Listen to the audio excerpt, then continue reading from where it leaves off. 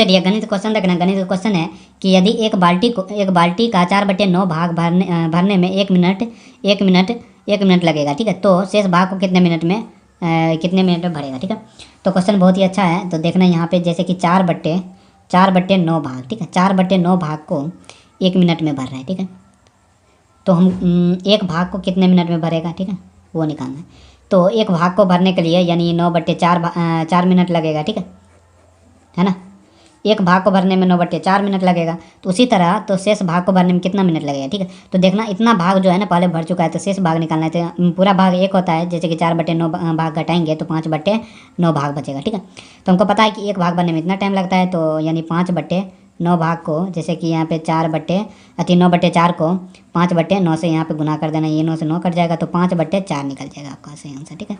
तो ऑप्शन हो जाएगा सी।